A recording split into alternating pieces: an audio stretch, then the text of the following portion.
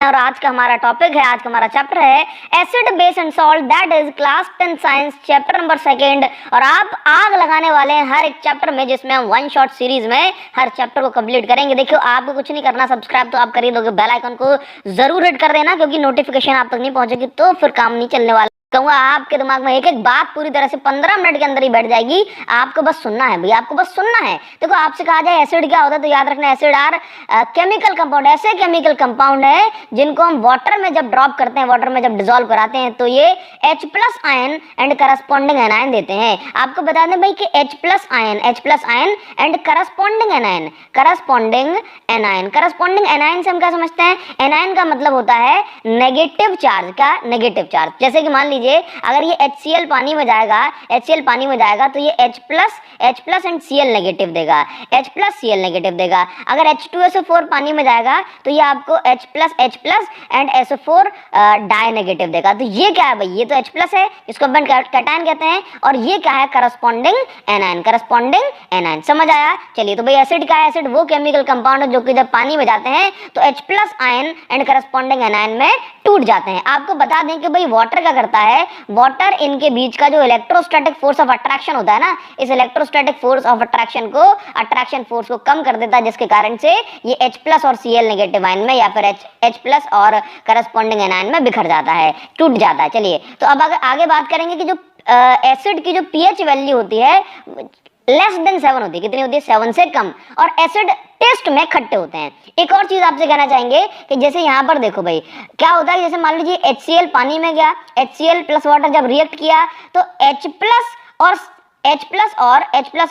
Cl negative ion में बिखर गया। तो देखो, H2O इस H+ आयन से जब रिएक्ट करेगा तो यहाँ पर H3O+ आयन बनाएगा और Cl नेगेटिव आयन अलग होगा। तो इस H3O+ आयन को हम बोलते हैं हाइड्रोनियम आयन। क्या बोलते हैं? Hydronium ion. क्लियर है? तो आपको ध्यान रखना है कि जब एसिड वाटर के साथ रिएक्ट करता है तो hydronium ion plus corresponding anion देता है। तो ये आपके पास कुछ नेम्स हैं एसिड्स के, इनको अच्छे से पढ़ो और इनको फॉर्मूला याद रखने की कोशिश करना। चलिए आगे बढ़ते हैं। जो सेकंड स्लाइड हमारे पास, दैट इज भाई एसिड में स्ट्रॉन्ग एसिड क्या होता है? आप जानते हो कि एसिड कौन है? एसिड वो है जो कि H+ आयन को डोनेट करते हैं पानी में। तो याद रखना कि स्ट्रॉन्ग एसिड वो होते हैं जो कि ज्यादा से ज्यादा H+ आयन को रिलीज करें, डोनेट करें, ज्यादा से ज्यादा H+ आयन हमें दे पानी के अंदर। ओके ना, तो अब यहाँ पर जो है एक चीज होती है कि भाई कॉन्सेंट्रेटेड एसिड और डाइल्यूट एसिड में क्या डिफरेंस है। तो आपको बता दें कि it is decided by amount of water. याद रखना कि भाई, याद रखो इस बात को कि अगर हमने कहा कॉन्सेंट्रेटेड एसिड है तो उसका मतलब क्या है कि भाई वो प्योर एसिड है, उसमें पानी की मात्रा, पानी की क्वांटिटी उसमें बहुत कम है। लेकिन यहाँ पर याद रखो डाइल्यूट करने का मतलब होता है पतला करना। अगर आपसे कहती है भाई डाइल्यूशन हो रहा है, इसका मतलब पतला करना या फिर वाटर ऐड करना। आसान शब्दों में आप तक ये बात पहुंचाई जा रही है। चलिए, अब यहाँ पर आपको एक क्वेश्चन मिलेगा। ये क्वेश्चन मोस्ट इंपोर्टेंट क्वेश्चन की कैटेगरी में आता है, that while diluting N acid, जब आप एसिड को डाइल्यूट करते हो, दैट मींस पतला करते हो, तो ऐसा क्यों रिकमेंड किया जाता है कि एसिड को पानी में मिलाओ, ना कि पानी को एसिड में, है ना? ये क्यों कहा जाता है? एसिड को पानी में मिलाओ, ना कि पानी को एसिड में। तो भाई ये जो प्रोसेस है, ये प्रोसेस नहीं करनी, याद रखो। तो डाइल्यूशन के समय यानी कि पतला करते, दैट मींस उसको थिन बनाते समय याद रखना कि वाटर को एसिड में नहीं मिलाया जाता, अदरवाइज एक्सप्लोजन हो जाएगा। क्या हो जाएगा? एक्सप्लोजन हो जाएगा। ऐसा क्यों? आपको बता दें कि मान लो कि ये कंटेनर, इसमें HCl है, अब ऊपर से पानी आया, तो पानी क्या करेगा? इसकी बॉन्ड्स को ब्रेक करेगा। तो वो बहुत सारे बहुत सारे Cl नेगेटिव आयन टूटेंगे। जब इतने ज्यादा H+ आयन टूटेंगे, Cl नेगेटिव आयन टूटेंगे, दैट मींस इतनी ज्यादा बॉन्ड जब टूटेगी, जब बहुत ज्यादा बॉन्ड टूटते हैं तो बहुत ज्यादा एनर्जी रिलीज होती है, और इतनी एनर्जी रिलीज होगी तो एक्सप्लोजन हो सकता है, हम जल सकते हैं, या फिर एसिड की स्प्लैशेस उछल के हमारे फेस पर आ सकती है या हेड पर, बॉडी पर आ सकते हैं, तो ये नुकसानदायक होता है। तो इस क्वेश्चन को अच्छे से पढ़ना, आंसर को आगे बढ़ते हैं। ओके नाउ, तो अब आपसे कहा जाए कि एसिड्स में, भाई एसिड काफी टाइप के होते हैं, लेकिन इसमें से जो ऑर्गेनिक, देखो अभी तक हमने पढ़ा ना लेबोरेटरी में एसिड जो प्रिपेयर किया था भाई HCl, H2SO4, अब HNO3 ये सारे के सारे एसिड होते हैं, लेकिन यहाँ पर ऑर्गेनिक एसिड भी नेचर में प्रेजेंट होते हैं, ऑर्गेनिक एसिड जो कि डायरेक्ट नेचर से हमें मिलते हो। जैसे कि आपको बता दें ऑरेंज, ऑरेंज क्या है, ऑरेंज सिट्रिक एसिड है, ऑरेंज में आपको साइट्रिक एसिड मिल जाएगा। टर्मरिक जिसको हम इमली कहते हैं उसमें आपको टार्टरिक एसिड मिल जाएगा, इसी तरह tomato oxalic acid, nettle sting methanoic acid, and sting methanoic acid, lemon में आपको साइट्रिक एसिड मिल जाएगा, और आपके पास जो कर्ड होता है उसमें लैक्टिक एसिड मिलेगा, साथ साथ विनेगर में आपको एसिटिक एसिड मिलेगा। तो इन एसिड्स को मैं आपसे कहूँगा भाई मोस्ट इंपोर्टेंट है, आपको इनको दबा के जो है इनको याद करना है, बिकॉज ये आपके एग्जाम में डायरेक्ट पूछे जाते हैं। नेक्स्ट अब बात करेंगे बेस क्या होता है भाई। बेस जैसे आपने एसिड में पढ़ा ना, वैसे ही आपको बेस में ध्यान रखना है कि बेस वो केमिकल कंपाउंड होते हैं जो कि वाटर में डिसॉल्व होते ही ज्यादा से ज्यादा OH negative ion and corresponding ion देते हैं। अब यहाँ पर क्या हो जाएगा भाई, कैटायन, जैसे मान लो कि NaOH का है बेस है, अब यहाँ पर जब ये पानी में जाएगा तो Na plus and OH negative मिलेगा, Na plus and OH negative. तो देखो Na plus and OH negative आपको मिलेगा। बेस जो है बिटर इन टेस्ट होते हैं, कड़वे होते हैं, और उनकी pH वैल्यू 7 से ज़्यादा होती है। इसके बाद सब कुछ इसमें प्रॉपर्टीज वगैरह कैसे जैसे ये रिएक्ट करते हैं, तो जैसे एसिड करेगा वैसे ही बेस करेगा। चलिए आगे बात करते हैं कि pH स्केल क्या होता है। तो याद रखना कि एसिड और बेस बहुत ज़्यादा इफेक्टिव तो होती है, लेकिन इनकी स्ट्रेंथ को मेजर करने के लिए कि भाई ये कितने एसिडिक हैं कितने बेसिक हैं, इस स्ट्रेंथ को बताने के लिए pH स्केल का यूज होता है। अब ये pH स्केल का काम करेगी, तो भाई pH स्केल एक ऐसी स्केल है जिस पर नंबरिंग होती है, जो ये बताता है कि अगर आप 7 से, यदि किसी एसिड की pH वैल्यू या किसी भी सॉल्यूशन की pH वैल्यू 7 से जितनी कम होती चली जाएगी, उतना ही वो सब्सटेंस एसिडिक होगा, उतना ही ज़्यादा एसिडिक होगा, और अगर 7 से ज़्यादा 14 तक ज़्यादा चली जाएगी, उतना ही वो बेसिक यानी कि एल्कलाइन होगा। आपको बता दें कि pH स्केल का pH का मतलब होता है पोटेंस ऑफ हाइड्रोजन। क्या होता है? Potence of hydrogen ion, hydrogen या फिर सिंपल आपको नॉर्मली याद रखना है पोटेंस ऑफ हाइड्रोजन। तो देखो सिंपल सी बात है कि भाई जिस अगर एसिडिक ज्यादा है तो H प्लस आयन ज्यादा होगा, और अगर बेसिक ज्यादा है तो OH नेगेटिव आयन ज्यादा होगा। तो pH स्केल क्या है? Strength of acid and base को बताने वाली एक स्केल है। आपको याद रखना है कि यहाँ पर जैसे कि लेमन जूस जो होता है ये बहुत ज्यादा एसिडिक होता है, बैटरी एसिड जो होता है बहुत ज्यादा एसिडिक होता है। इसके साथ साथ आपको इसी तरह से बेसिक का ध्यान रखना है। चलिए यहाँ पर देखो इंपॉर्टेंस ऑफ pH की बात की जाए तो इस pH की इंपॉर्टेंस क्या है? क्या इस pH वैल्यू की pH स्केल की कोई इंपॉर्टेंस होती है? हाँ जी बिल्कुल होती है। तो ये मोस्ट इंपॉर्टेंट क्वेश्चन बन जाता है, pH leads to tooth decay. यदि pH हमारे माउथ में मेंटेन नहीं रहेगा तो फिर हमारे दांत सड़ने लग जाएंगे, टूथ डिके होने लग जाएंगे। देखो क्या होता है कि जैसे मान लीजिए हमने खाना खाया तो जो लेफ्ट ओवर फूड होता है, जो बचा हुआ फूड होता है वो हमारे दांतों में चिपक जाता है। मान लीजिए यहाँ दांतों में चिपक गया, अब क्या होगा भाई, फूड बचा हुआ है तो बैक्टीरिया लग जाएंगे, बैक्टीरिया लगेगा तो भाई क्या होगा, बैक्टीरिया अपना काम करेंगे, और बैक्टीरिया क्या करेंगे, बैक्टीरिया के आ जाने से इसके अंदर जो pH वैल्यू होगी, pH वैल्यू यदि 5.5 से कम चली जाती है, 5.5 से, तो हमारी सलाइवा जो हो गई, सलाइवा अपनी एसिडिक हो गई, और जब सलाइवा एसिडिक हो गई तो फिर हमारे जो दांत होते हैं, जो टूथ एनेमल होता है, टूथ एनेमल जो कि हार्डेस्ट सब्सटेंस होता है ना, हार्डेस्ट सब्सटेंस में कहूंगा भाई मटेरियल आप कह सकते हो, तो ये टूथ एनेमल सड़ने लग जाता है, इसमें डिके होने लग जाती है। तो इसलिए अगर माउथ की pH को मेंटेन करना है तो दिन में 2 बार पेस्ट दैट मीन्स ब्रश करते रहना चाहिए, ताकि क्या हो जाए, ताकि ये मेंटेन रहे आपकी, है ना। बाकी पेस्ट करने का मेन पर्पज यही होता है, फ्रेशनेस बनी रहे, जिससे बैक्टीरिया का जो अटैक है वो कम हो जाए। याद रखना टूथ एनिमल बना होता है कैल्शियम फॉस्फेट का, टूथ एनिमल बना होता है कैल्शियम फॉस्फेट का। Now come to the next slide, that is pH की और भी कहीं पर जो है इंपॉर्टेंस है। देखिए pH इन अवर डाइजेस्टिव सिस्टम। अब देखो pH हमारे डाइजेस्टिव सिस्टम में किस तरह से मेन रोल प्ले करता है। तो याद रखना कि जब हम ज्यादा एसिडिक जब हम कोई भी चीज ज्यादा खा लेते हैं, ज्यादा अमाउंट में खा लेते हैं, तो फिर क्या होता है कि हमारी बॉडी उसको डाइजेस्ट करने के लिए गैस्ट्रिक जूस HCl वगैरह रिलीज करती है। तो फिर उस कंडीशन में जो स्टमक में एसिड की क्वांटिटी बढ़ जाती है, बिकॉज जितना ज्यादा आप खाओगे उतना ज्यादा उसको डाइजेस्ट करने के लिए, डिकम्पोज करने के लिए एसिड की जरूरत पड़ेगी। अब अगर ज्यादा एसिड निकलेगा बॉडी के अंदर तो एसिडिटी होगी, जिससे पेट में बहुत ज्यादा जलन वगैरह हो जाएगी।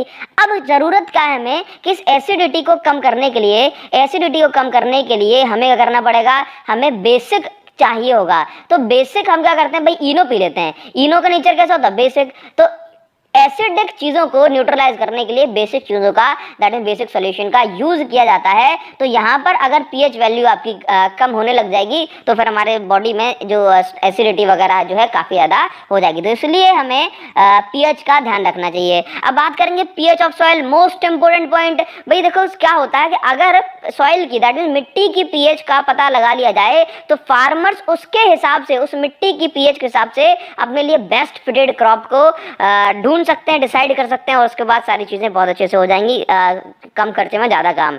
पीएच इन सेल्फ डिफेंस, तो सेल्फ डिफेंस में भाई इंसेक्ट वगैरह इस चीज को यूज करते हैं। जैसे मान लो कि अगर इंसान आंट को या फिर बीज को नुकसान पहुंचाना चाहेगा तो आंट या फिर बीज, उसके अंदर मधुमक्खी जो होगी उसके बॉडी में एसिड अटैक कर देगी, जिसके कारण से उसको जलन मचेगी और इंसान जो है शॉक हो जाएगा, मक्खी रॉक करेगी। ठीक है ना। चलिए अब बात करेंगे टाइप्स ऑफ इंडिकेटर। अब देखो इंडिकेटर क्या होता है, मोस्ट इंपोर्टेंट है, आप इसको छोड़ नहीं सकते। इंडिकेटर ऐसे सब्सटेंस होते हैं, इंडिकेटर ऐसे सब्सटेंस होते हैं जो कि अपना कलर चेंज करके या फिर ऑर्डर, खुशबू चेंज करके एसिडिक या बेसिक नेचर के बारे में बताते हैं। तो आपको पता है भाई दो टाइप के इंडिकेटर होते हैं, एक होता है नेचुरल इंडिकेटर और एक होता है सिंथेटिक इंडिकेटर। सिंथेटिक इंडिकेटर, देखो नेचुरल इंडिकेटर क्या होते हैं, जैसे कि लिटमस पेपर, टर्मरिक जूस, है ना। देखो लिटमस पेपर को अगर आप एसिड में डालोगे तो ये रेड कलर का हो जाता है, जबकि बेसिक सॉल्यूशन में डालोगे तो लिटमस पेपर ब्लू कलर का हो जाता है। जबकि टर्मरिक जूस की बात करेंगे तो एसिड में ये येलो कलर की होती है, टर्मरिक जूस एसिड में येलो कलर का हो जाता है, जबकि बेसिक मीडियम में ये रेडिश ब्राउन कलर का हो जाता है। तो इस तरह से नेचुरल इंडिकेटर एसिडिक और बेसिक नेचर के बारे में बताते हैं। अगली बात करेंगे सिंथेटिक इंडिकेटर क्या होते हैं, जो कि लैब में बनाए जाएं। सिंथेटिक इंडिकेटर लैब में बनाए जाते हैं, जैसे कि फिनोप्थिलीन, मिथाइल ऑरेंज, काफी सारे होते हैं, लेकिन आपके लिए अभी दो जानना जरूरी है। तो फिनोप्थिलीन की बात करें, न्यूट्रल सॉल्यूशन में ऑरेंज कलरलेस का होता है, कलरलेस मतलब कोई कलर नहीं, जबकि न्यूट्रल सॉल्यूशन में मिथाइल ऑरेंज कलर का होता है। एसिडिक सॉल्यूशन में फिनोप्थिलीन कलरलेस होता है, लेकिन अगर इसको बेसिक सॉल्यूशन में डाला तो ये पिंक कलर का हो गया, और अगर पिंक कलर का हो गया हम समझ गए ये तो जो है ये वाला सॉल्यूशन बेसिक है। इसी तरह से methyl orange normally neutral solution में ऑरेंज कलर का होता है, जबकि ये रेड कलर का होता है एसिडिक सॉल्यूशन में। बात करेंगे यदि आप मिथाइल ऑरेंज को बेसिक सॉल्यूशन में डालोगे तो फिर ये येलो कलर का हो जाएगा, तो हम पहचान जाएंगे इस तरह से। ठीक है ना। चलिए तो इंडिकेटर का आपको समझ में आ रहा होगा। अब होते हैं भाई ऑल्फैक्टरी इंडिकेटर। अब ऑल्फैक्टरी लोब जैसे कि हमारे ब्रेन में होता है, ऑल्फैक्टरी रिसेप्टर हमारे नाक में होते हैं, तो ऑल्फैक्टरी इंडिकेटर का काम क्या होता है, ऐसे इंडिकेटर हैं जो कि अपनी खुशबू, अपने ओडर में चेंज करके बता देते हैं कि हमारे पास सॉल्यूशन एसिडिक है या फिर बेसिक है। जैसे कि वनीला एक्सट्रैक्ट की बात करें या अनियन की बात करें तो ये क्या है, एसिड में अपनी स्मेल चेंज नहीं करते हैं, मतलब आप इनको डिटेक्ट नहीं कर पाओगे इनकी ऑर्डर को, जबकि आप बेस में इनके ऑर्डर को डिटेक्ट कर पाते हैं। ओके, समझ में आया इतनी बात। अब बात करेंगे यूनिवर्सल इंडिकेटर क्या होते हैं। तो यूनिवर्सल इंडिकेटर डिफरेंट इंडिकेटर्स का मिक्सचर होते हैं जो कि हाइड्रोजन आयन की कॉन्सेंट्रेशन को बताते हैं। ओके ना, अब आगे बढ़ेंगे, बात करेंगे सॉल्ट्स क्या होते हैं भाई। सॉल्ट्स तो याद रखना, सॉल्ट प्रोड्यूस होते हैं न्यूट्रलाइजेशन से। सॉल्ट का ऐसे कंपाउंड है जो कि न्यूट्रलाइजेशन से प्रोड्यूस होते हैं। जैसे न्यूट्रलाइजेशन का मतलब है कि इसका नेचर एसिडिक है और इसका नेचर बेसिक है। अब ये दोनों कंबाइन करें तो उसके बाद ये दोनों एसिड की एसिडिटी खत्म हो गई, बेस की बेसिसिटी खत्म हो गई, तो ये क्या बन गए भाई, न्यूट्रल बन गए, न्यूट्रल। और ये न्यूट्रल क्या है भाई, सॉल्ट। ओके चलिए आगे बात करें। ये अगर सेम क्वांटिटी, सेम पावर वाले जब आते हैं तो पूरी तरह से न्यूट्रल हो जाते हैं। अदरवाइज अगर एसिड ज्यादा स्ट्रांग होता है तो एसिडिक सॉल्ट होता है, बेस ज्यादा स्ट्रांग होता है तो फिर बेसिक सॉल्ट कहलाता है। ओके नाउ, तो acid plus base gives you water plus salt. Okay, तो acid plus base gives you water plus salt. आगे बढ़ते हैं और अब देखो सॉल्ट में कुछ मोस्ट इंपोर्टेंट सॉल्ट होते हैं, जैसे कि ब्लीचिंग पाउडर। तो ब्लीचिंग पाउडर को क्लोरीन की एक्शन से, ड्राई स्लिक्ड लाइम पर क्लोरीन की एक्शन से प्रिपेयर किया जाता है। ब्लीचिंग पाउडर का नाम आपको याद रखना है, calcium oxychloride, and chemical formula होता है CaOCl2। तो अगर आप स्लिक्ड लाइम में क्लोरीन को रिएक्ट कराएंगे तो आपको ब्लीचिंग पाउडर प्लस वाटर मिलेगा। ब्लीचिंग पाउडर का यूज होता है लॉन्ड्रीज, दैट मीन्स कपड़े वाली इंडस्ट्री में, कॉटन को जो है साफ करने के लिए, टेक्सटाइल इंडस्ट्री में फाइबर को जो है बहुत शाइन कराने के लिए। चलिए इसके अलावा ब्लीचिंग पाउडर डिसइंफेक्टेंट की तरह भी काम करती है और वाटर का ट्रीटमेंट करती है, जम्स वगैरह को किल करती है। आगे बात करेंगे बेकिंग सोडा की। तो बेकिंग सोडा को हम बोलते हैं सोडियम बाइकार्बोनेट। सोडियम बाइकार्बोनेट का मतलब है NaHCO3, जबकि वॉशिंग सोडा का मतलब होता है Na2CO3। ओके, अब यहाँ पर NaCl water carbon dioxide ammonia जब रिएक्ट करती हैं तो आपको ये बेकिंग सोडा मिलेगा। बेकिंग सोडा का काम होता है फूड को स्पॉन्जी बनाना। जैसे मान लीजिए कि अगर बेकिंग सोडा हमारे ढोकले वगैरह के जो है थोड़ा सा जो है उसमें पेस्ट में पड़ा हुआ है तो यहाँ से CO2 गैस निकलती है, CO2 गैस। ओके, तो ये CO2 गैस निकलती है तो अपना जो है गैप बनाते हुए CO2 गैस जाती है और हमारा जो फूड आइटम है वो स्पॉन्जी बन जाता है। कैसा बन जाता है? स्पॉन्जी बन जाता है। ओके, तो ये एडिबल में यूज होती है। इसके साथ साथ सोडा एसिड फायर एक्सटिंग्विशर में इसका यूज होता है। चलिए आगे बात करेंगे वॉशिंग सोडा। आप जानते हैं वॉशिंग सोडा केमिकल फॉर्मूला होता है Na2CO3 और इसका नाम होता है सोडियम कार्बोनेट। इसका यूज होता है वाटर की परमानेंट हार्डनेस मिटाने में, ग्लास, सोप, पेपर इंडस्ट्री में और क्लोथ्स को वॉश करने में। प्लास्टर ऑफ पेरिस की बात करेंगे। प्लास्टर ऑफ पेरिस अगर आप जिप्सम का फॉर्मूला होता है CaSO4.2H2O। अगर आप जिप्सम को 100 डिग्री सेल्सियस पर हीट करते हैं तो आपको प्लास्टर ऑफ पेरिस मिलता है और 1.5 वाटर मॉलिक्यूल मिलते हैं। ओके, नाउ अब बात करेंगे ये जो है यहाँ पर आपको प्रूफिंग मटेरियल के लिए यूज होता है। घर में POP वगैरह कराते हैं। इसके साथ साथ यहाँ पर इसका यूज फ्रैक्चर्स वगैरह को जोड़ने में भी होता है। आगे बात करेंगे तो भाई I hope you got my point.